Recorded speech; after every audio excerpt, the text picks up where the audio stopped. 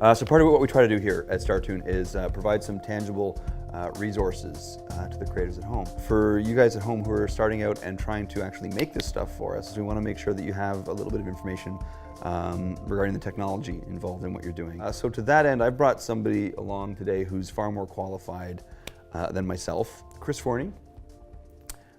Maybe Chris, you can tell us a little bit about who you are, what you do. I have a lot of experience coming into studios and improving on the tools, and acting as a technical director is the title, kind of means a bunch of different things at a bunch of different places. Right.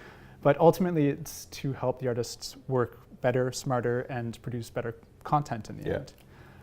So whatever means it takes, whatever software it takes, you're always trying to make people focus on what they need to focus on, which is the art, telling stories, making character animation. And not have them worry about the tedium that the software sometimes brings. Right. Okay, so I mean, I guess the broad strokes is that like the industry standards in Canada, certainly Flash, which is now called Animate. Yeah, pretty broad term. So Flash and Harmony tend to be the more prevalent tools in this country. For 2D. For 2D for sure. Yeah. Flash is one of these ones that people found a way to approach it cheap, and it produced what they expected it to produce. And it kind of revitalized the industry for a bit. There was a lull, and then Flash hit, and everyone's doing this cutout animation. The cool thing about Flash is people found these ways to push it and do more traditional-like content. But the scary thing with Flash is like you'll hear the word flashy thrown about, and it's almost created its own look. I mean, Canadian animation is largely defined by that as a tool. Yeah, and you'll hear people say, "Oh, that looks like Canadian animation," because they can tell the tool. So if we were looking at some pros and cons of some of these various software that are available, we start with Flash.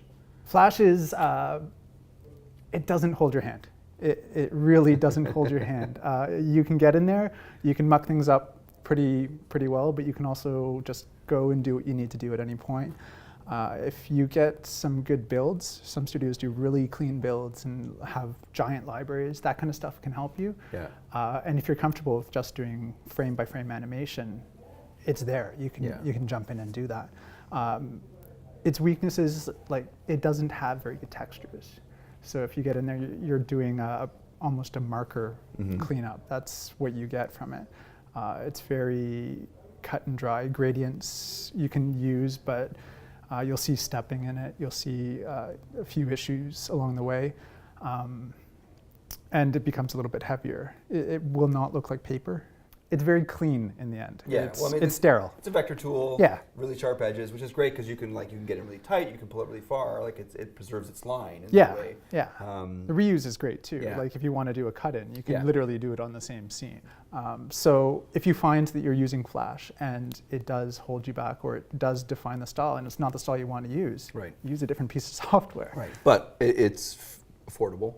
Yes, it's like $20 a month now, which is super easy, super cheap. So for the average animator, Flash is pretty much what we tend to expect. It's the simplest one to get for an individual generally. Like you can just sign up, throw your credit card in, and download it type thing, and you see it maybe 4 or 5 coffees in a week or in a month, and that's how much it costs you. It's not that bad. But I mean, a lot of these software packages are coming out with a monthly cost. So if you know what your budget is, if you know that you have certain needs that need to be done with the software, or certain tools that you want to use, there's definitely affordable ways to get them with these monthly packages. Harmony is another good example for that, moving on to something very Flash-like. If you take Flash renders, it's done, and there's not much polish on it. Harmony is a good example where it is more designed, it has bells and whistles. It's a filmmaking tool. There's things that make your job easier, your life a little bit nicer in general, to problem solve the issues that are going to come up in the cutout animation. It's a little bit more expensive, but it means that you can now render out and do compositing in the same piece of software. So where you would need, let's say, Flash and then After Effects in another pipeline, you could do most of that stuff with Harmony by itself. The compositing is built right into it. there's deformations. So if you want to do crazy noodly arm characters, that's a little bit easier to do in Harmony than Flash. And if you have a show that you're comfortable doing the bare bones or Flash style suits it, go for Flash, aim for Flash. If you want more options, want more polish, there's other options. Harmony is a good example. If you go to their site, they have tutorials on how to rig, how to do cutout animation, how to do traditional style animation, and how to comp. So they're definitely aiming more towards the individual users at this point. Yeah. And I think it's the right direction. I think they're doing a good job in moving that way. But Flash is also moving that way. So find a way of targeting what you want it to look like, have a sense of that initially, do tests, play around with the pieces of software. A lot of them have trials. You can open it up and do quick little tests that way. So we get to know what's out there, understand what your content's going to be, and find the appropriate tool to what you're trying to accomplish. Yes. Don't let the tool be Don't the let barrier. it hold you back. Yeah, exactly. So we know that the bait, we've got Flash, we've got Harmony. Those are the ones that kind of the general population in the animation world are quite familiar with. If we step one step beyond those, what's the next thing you come across in your line? There's studios now using Cell Action. I think it's an old Ink and Paint piece of software. So it's kind of in line with like Toonz, which is another example of a piece of software that was originally for Ink and Paint, some basic compositing. So Toonz became a very talked about piece of software when they made a version available for free, an open source, made it available for free online. That is the Ghibli version. Can you tell me what that is? From my experience, we generally use it for camera testing. So we would shoot our paper on that and test it out. It is a very old school approach to how you do animation. So you're talking X sheets, you're talking Ink and Paint in the software, basic compositing. It's probably a lot further than it was however many years ago, but it is a very basic package. It's nowhere near as advanced as Harmony, which also started out as Ink and Paint. Yeah. So the open side of things on that one, my suspicion is that it became open because they didn't have a market. We're still Flash, we're still Harmony. Yeah. We're saying Toonz, interesting, got a lot of talk, but really it does one thing well, and it's kind of a dated approach. And maybe if you want to be some kind of a old school cowboy, that might be the tool for you. Yeah, if you want to do on like pencil and paper, I mean, go for it. I'd love to see it, that's for sure. So we touched on Cell Action. It is expensive for the normal user. Okay. Yeah, so for a casual at-home user, it's. I think it's like 1,700 Canadian. Like really, we're talking one of the more expensive ones with the least community around it. Okay, so that's a con. Yeah. What's a pro? They are talking to the industry. They are talking to people, and they're trying to push for more people using it. So that in itself is a pro because it means it's going to develop. It's going to become better, and they are talking to the people that use the software itself. There's nothing worse than having, like, say, another Adobe that sits on a product for 10 plus years. Yeah. So any communication with the people using the software is great. Having a community around it, so the more people that use it, the better the community and the more support you get. Right. So, I mean, competition is great. I want to see more of these pieces of software out there. Yeah. But right now, in that same realm, we're talking Flash and Harmony at the top. Yeah. So where else down the chain can we go? TV Paint is another good one. Right. TV Paint is another European company. Have you used it? I have used it. Okay. I've used it in a couple of capacities. So their main focus is traditional. So you're basically doing traditional on a Synfig, and it feels like paper. It is gorgeous. Oh, really? Okay. Yeah. So Harmony, Flash, you always feel like there's a little bit of it's trying to refigure your drawings into vector, and it kind of feels like it pops all of a sudden and isn't quite what you wanted sometimes. Since TV Paint is all raster, it's not math, it's actual pixels. Gotcha. It's exactly what you put down there. It doesn't feel like there's a lag. So if you're doing like traditional approach, if you're doing a paper pencil approach, that's a great option. It is also expensive. Yeah. We're talking like $1,200 for a license. That's a year. I think that's permanent license. Purchase? Yeah, it's a purchase license. Okay.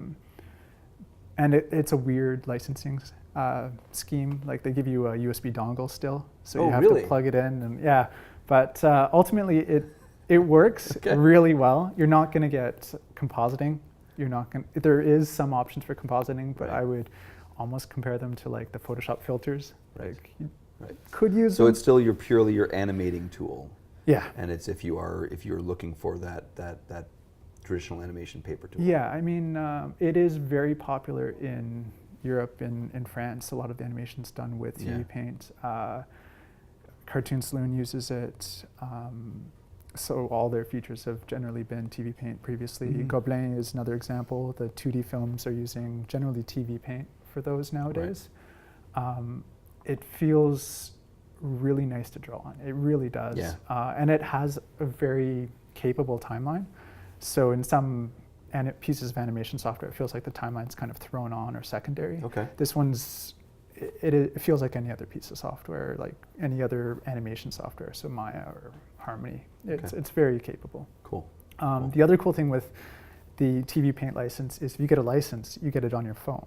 So, or like an Android tablet. Really? Yeah. So they have this at-home version of it. So if you're wanting to draw on the phone or whatnot. Really? Yeah, and it's gorgeous. They were beta testing it a while back, and I was part of that.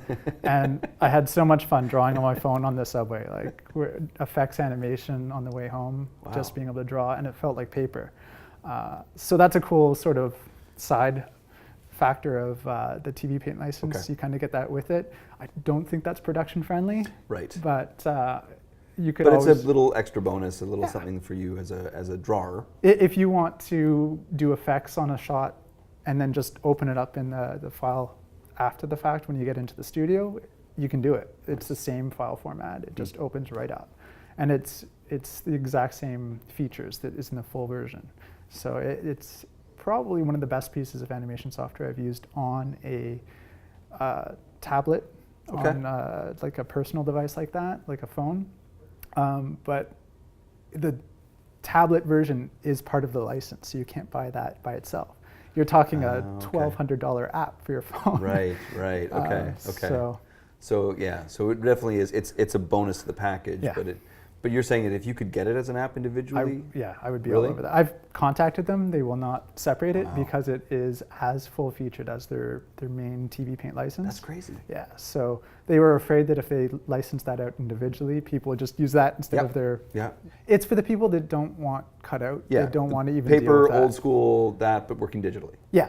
All right. Yeah. Is there anything else in that area that you would really recommend, or is it like the one to use? It's too expensive. Yeah, that's the problem. Okay. It's $1,200 for the license, or maybe even more. Yeah. Sketchbook Pro is another option. Yeah. Because they have a flipbook built into Sketchbook Pro. Is it any good? I mean, It's limited. It's like I was saying, where TV Paint feels like the timeline's built in and works really well. Sketchbook Pro feels like it's kind of just another level on top of it, and not tacked on. Well, but it is just it wasn't an animation designed tool. Yeah. But they have an animation feature, is what you're saying. Yeah, exactly, and it's capable. You could, I mean, anyone that's used Sketchbook Pro knows how good it feels to draw on that, and it's really clean, really comfortable. But you're dealing with more of a limited. How far can you take something in Sketchbook Pro? You can basically just output your animation, and then again, you bring it to After Effects, or you composite it elsewhere, and all that kind of stuff. Yeah. Okay. You would have layers. So generally, your Sketchbook Pro stuff is done in TIFF. Yeah. So it's like a PSD with a bunch of layers. You could still bring that into any other application, comp it. I'm not sure if you can output a QuickTime right from Sketchbook Pro, but you can always just take the frames and put them through like Premiere or anything, and just create a QuickTime from that. Right. It wouldn't be too difficult. Right. Okay. There's other ones out there as well for like the phone or for Mac OS that I think it's called Rough Animator, and we're talking where Sketchbook Pro is $90 a year. Rough Animator is this really simple version of sort of that. but it's $10. So Really? you're paying either, I think for Android it's $5, for Mac it's $10, and it's got a really nice timeline. The brushes are very simple, but feel like paper. Yep. And for $10, I can't find a better piece of like traditional animation software for a phone, tablet, or Mac system. Really? Yeah, it's inexpensive. So that's a very accessible, simple tool. Yeah, it's developed by one guy, and you can email him and ask for things. And What's it called again? Rough Animator. Rough Animator? Yeah, I use it for, once again, when the beta program of the TV Paint finished on my phone. There was a while that I would turn back the clock on my phone so I could get the beta open again, but that just got a little obnoxious. So I found a version of, or I found this other piece of software, and Rough Animator is the closest thing to TV Paint that I could find. Yeah, okay, cool. It's really nice, very clean drawing tools. But you're talking about doing traditional animation again. You're talking about drawing every frame, every in between. Yeah. And doing your own ink and paint. And that's something people don't quite think of when they're doing traditional animation, is that ink and paint layer where you have to click fill everything after you're done. Yeah. So Now, people are animating in Photoshop. yeah, Photoshop has a timeline. Some people like it. I've seen some cool stuff from it. You don't seem convinced? Whenever it's difficult or cumbersome, like it's once again coming back to finding tools that help you produce the content, and not finding tools that can do it, but it takes this extra step to do it. Right. If you have to do that extra step, you're usually approaching it the wrong way, and it kills your flow. You want that tool to help the process and not hinder it or make you work around it. And Photoshop, I feel like that timeline, that extra little bit, is working around it. You don't have onion skinning. Flipping is a little cumbersome. It's a little slow. It's just not intuitive. It doesn't feel like it's really there for an animator. It's there for someone that wants to do consecutive frames or sequential art.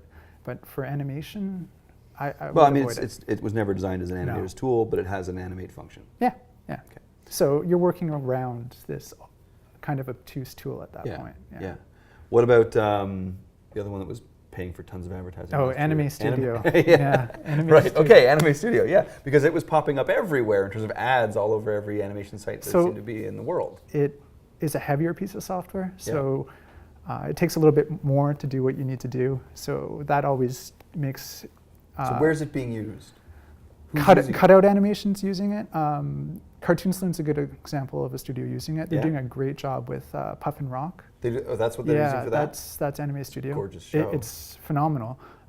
It's really textured, and I find Anime Studio is really good at taking like a Photoshop look or a very texture approach and using that in animation. The drawing tools in it aren't great.